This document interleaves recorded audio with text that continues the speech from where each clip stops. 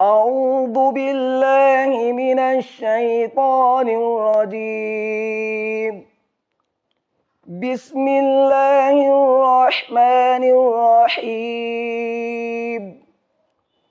تبت يدا أبي لهب وتب، ما أغنى عنه ماله وما كسب، سيصلى نارا ذات لهب وامرأته حمالة الحطب في جيدها حبل من مسد.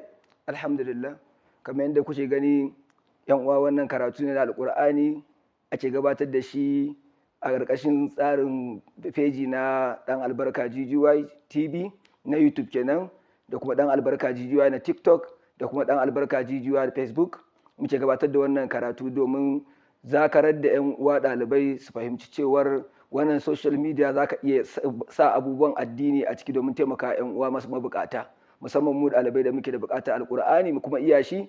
To wannan tsari ne da muke gabatar da karatun alkur'ani da koyar da sanin baki. Insha Allah ta'ala ga wanda duk yake da buƙatar wannan tsari, ka bibi wannan feji zaka samu cikakken karatu da kuma training akan alkur'ani mai girma. Fatan da muke ubangiji subhanahu ta'ala ya ba mu dacewa. Allah ya yafe mana. Wassalamu alaikum wa rahmatullahi wa barakatuh.